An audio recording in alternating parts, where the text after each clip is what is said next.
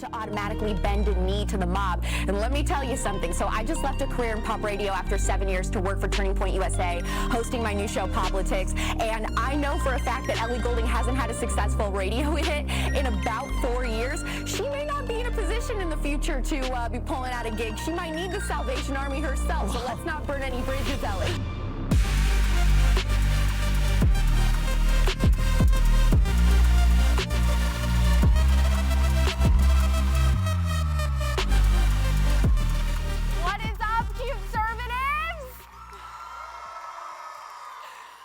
If you do not know what a CUTEservative is, by the way, I promise by the end of this you will. It is very, very simple. I think AOC could even figure it out. Well, maybe not. You know, I got to meet so many of you over the course of this weekend. That was amazing, getting to put a face to the name of the people that I'm speaking to every single day with my show, POPlitics, although I am starting to lose my voice now. And when that happens, I sound a little bit like Miley Cyrus if she was chain-smoking cigarettes, so that's going to be really fun for the show in the next couple weeks. So my name is AlexClark. I host the first ever daily show with TurningPointUSA. It is called POPlitics. I always tell people, you know, it's pop culture and politics. It's E! News and Fox News if they had a baby. It's on Instagram and YouTube. It's under 5 minutes every day, and I break down the top entertainment news stories of the day from a conservative perspective. And you know what? Actually, let me just show you. The hypocrisy is thicker than a bowl of oatmeal. Hard to keep up. The people want their comedy back, and that doesn't look like something that can exist in the world of progressive leftism. It really seems like to me there is a subtle, sneaky effort to erase Christian values from absolutely everything, and now even the original Christian holiday itself. I mean, hello, Chick-fil-A, remember all that we just went through? The tea was piping hot, but now the lawsuits might be too. As Ben Shapiro would say, facts don't care about your feelings. First of all, Bernie, we see right through you. If you didn't wear fake cat ears to the show, you're not a real Aryanator. Because we're going to Dancing with the Stars! And joked about how people think she's a murderer. It was super awkward. Not only is it ironic that the person who is giving a morality lesson is the same person who admitted to drugging men and stealing their money when they were a stripper. Yep, that's it. Okay. Don't you just love capitalism?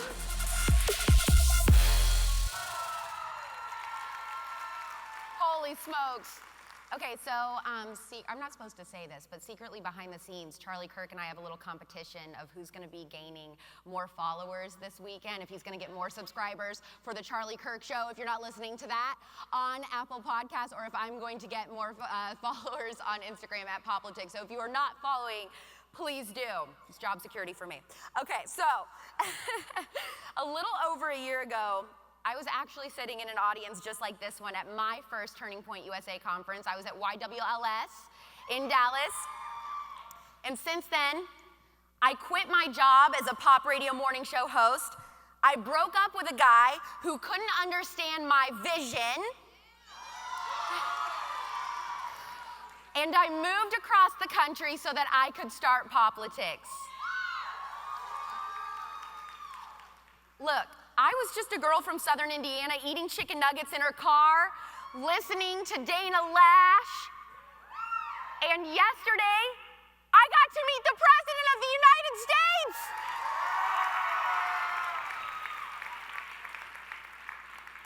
And side note, I haven't told anyone yet about this. Like, I haven't posted the picture, I haven't said this, so can I tell you guys first about what happened when I met President Trump? Okay, so we're waiting in line, and you know, I'm real nervous, I'm so excited. And I get back there and I look at him, and he's so big, I mean, I look like a teeny tiny hamster compared to the president, just the tiniest person. He's so tall. And I look up at him and I go, you know, it is so fun getting to do a pop culture show with the pop culture president in the White House. And he like looked surprised. He kind of like realized what I was saying, and he goes, I am the pop culture president.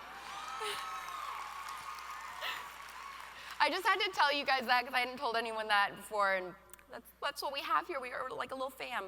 Okay, so back to the story. A few months ago, right before Turning Point hired me, I was actually at the radio station that I worked at in Indiana, and my program director, which is like the manager of the radio station, called me into their office and told me that I needed to keep my conservative views to myself and off the air. They said I was an anomaly. They said that it couldn't be possible for other young people to be conservative like me. And as I look around this room right now, I am so excited to prove them wrong.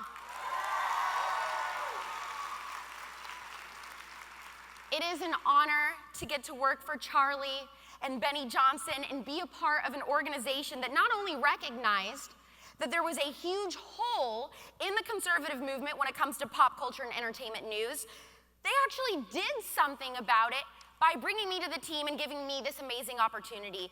And this show is something that has never been done before on the right, ever.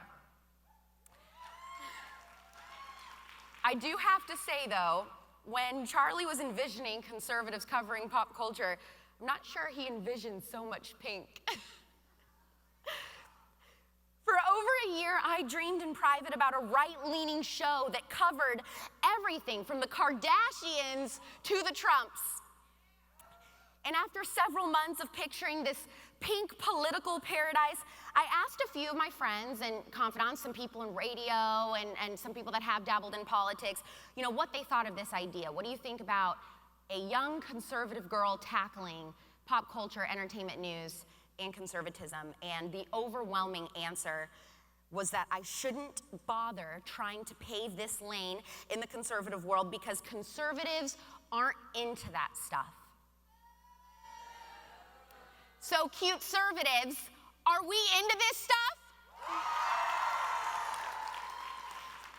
It's funny, since I launched POPlitics in October, I've already had a couple hit pieces written about me. It's been very nice, very welcoming. The left is terrified because I'm stepping into what has historically been their territory, and I've been unafraid and in high heels. And then there's been some people on the right, too, who are hating because they just don't get it. And let me tell you something. If you are a conservative who thinks that the world outside of politics doesn't influence the hearts and minds of future voters, then you can plan on never winning an election again.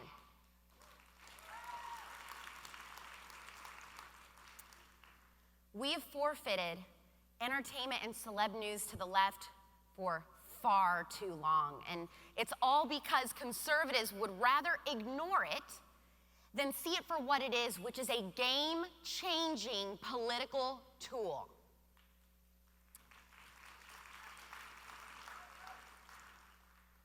So over the last 7 years, I worked in CHR radio. That's contemporary hits radio. Basically, we play, you know, Billie Eilish, Post Malone, Migos, that kind of stuff. And I started when I was 18. I'm 26 now. And I kept being pulled into these closed-door meetings where I would get strongly worded reminders that hit music stations aren't supposed to get political. Well, a week after one of these many conversations that I was having behind the scenes, my boss told me that my station was going to be promoting our local Women's March. When I pointed out that this was arguably one of the most political statements that we could make as a station, I was told that it wasn't political, that it was human rights. So I have the tendency to always want to be right, pun intended. So I decided to sit in the studio and spend the next couple hours putting together a little email for my boss, not only outlining countless left-leaning articles pointing out the rampant anti-Semitism from the creators of the Women's March, and I knew they had to be left-leaning sources because she wouldn't listen to me otherwise, but how on their own website they clearly outlined their missions and their beliefs. So I was told they're not political, so I was like, all right, let's see what they actually have on there. So let me just share what I like to call the conservaTEA with y'all. on the Women's March official website, they say that they believe in access to safe, legal, affordable abortion. We believe migration is a human right and that no human being is illegal. That it is our obligation to uplift, expand, and protect the rights of our gay, lesbian, bi, queer, trans, or gender nonconforming brothers, sisters, and siblings. Expand on the rights. I forwarded this info and I said, this sounds pretty political to me. The response I got was, I'll look into it. Within the next few weeks, we were running ads saying that my station was a proud sponsor of the Women's March. This is, by the way, what happens in pop radio all across the country. And I'm just gonna tell you this. This is some more conservaTEA. For some reason, the left is constantly buying political ads for people that are running and stuff and putting them on pop radio, but they're only from the left. In my 7 years in pop radio, I never once heard an ad from the right. And those are all of your young voters. Why are we not doing that? If you're someone in this room right now that helps campaigns or you spend ad money on your local radio stations, you should really be considering that. So some more behind the scenes besides that drama going on was during my producer's hiring interview, he was told that his main job, one of his main jobs, was to make sure that I stay quiet on the air pertaining to my views. I was working in an environment with absolutely no diversity of thought, somewhere where I couldn't be myself, and it was not easy. There were a lot of days where I would, drive home crying, just feeling like, what am I doing? What is my purpose? Like, yeah, I'm talking about Taylor Swift, which I love, by the way. When Candace Owens said, some people idolize Taylor Swift in her speech, I felt called out, y'all. I was very upset. But I was really having a hard time, and I just felt like I couldn't pretend to be someone that I'm not in order to not offend people who don't like me or this country.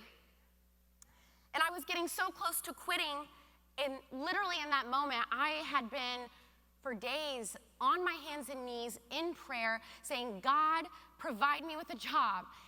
I'm getting emotional.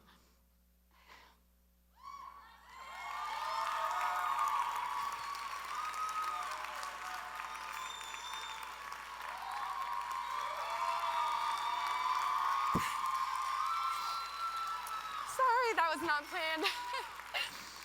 When that happened, that is literally the next day, Turning Point reached out to me and said, would you ever consider doing a pop culture show on the right?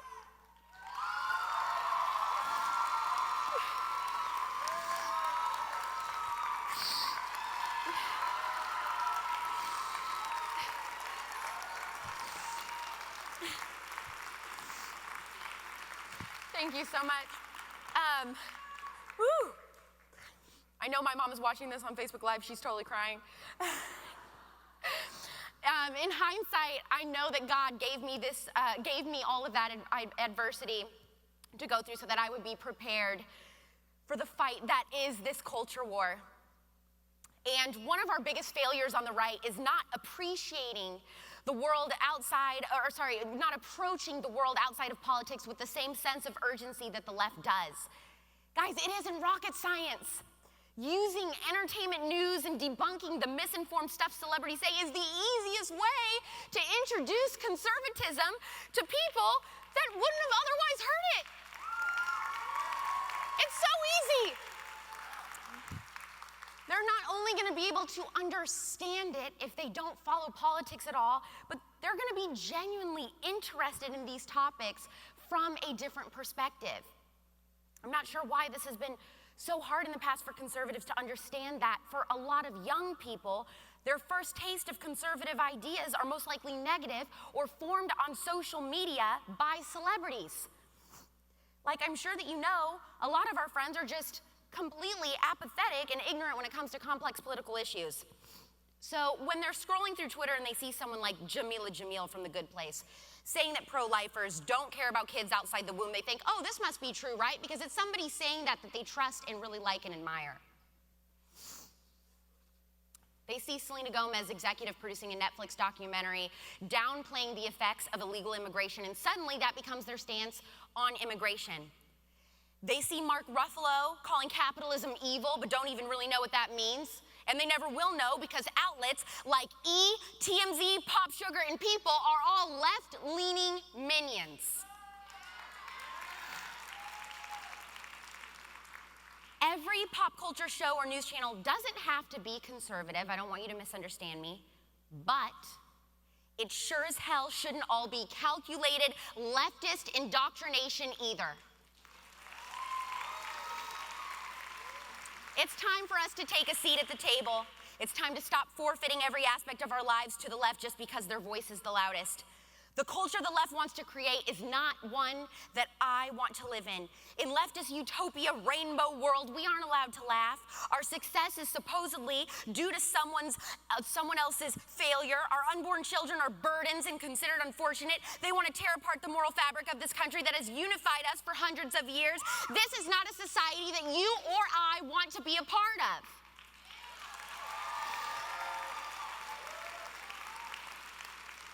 Guys, we are too cool. We're too funny. By the way, we're too good looking to live like that, literally. According to the New York Post, conservatives are hotter than liberals. It's science. It's real. It's a real article. Look it up. Look it up. You know how the left always tells you when you're debating? Well, look it up. Where'd you get that? If we want to make a difference and gain more people on our side, guys, we have to engage the apolitical middle. Because to be honest, a lot of people just don't care about politics. They don't know that they should care. And what the left does when it comes to making content is they just automatically assume that everyone watching leans left, while conservatives, historically, they just pretend that pop culture doesn't exist. So we know that radical leftists aren't going to watch my show, or probably like me, and that's fine. I'm not missing out. But we're not going to convince the unhinged far left to come around. However, we can convince the people in the middle that our side is way more fun.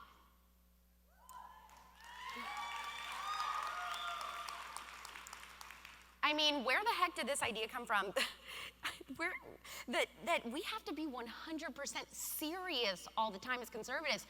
Benny Johnson, who did an incredible speech this weekend, did Baby Yoda memes. Conservatives are just more fun. Hello? And here's the thing, this is the whole theory behind POPlitics. I will bring them in, I will reel them in. You send your friends my show that say that they don't care about politics or don't know anything about it or whatever. You send them my show, and then the Charlie Kirks of the world will finish him off. They'll do the full conversion. And we're going to lead them to that rabbit hole that's going to take them to learn the realities of conservatism and why this country is so much better under conservatism.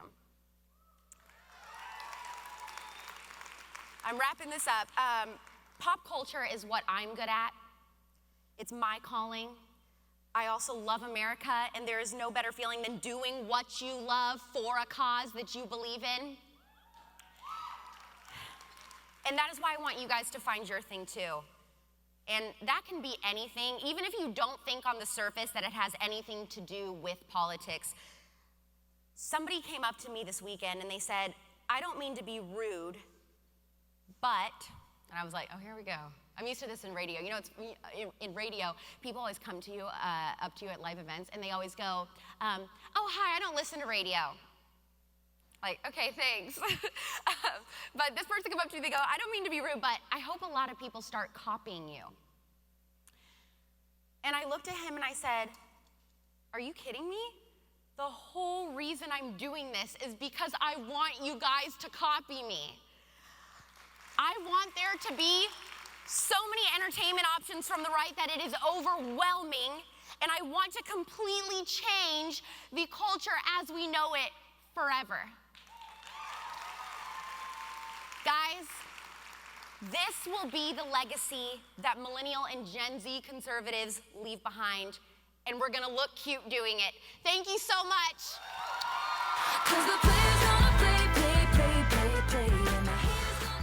Don't forget to subscribe to Turning Point USA's YouTube channel and ring the bell for notifications so that you never miss an episode.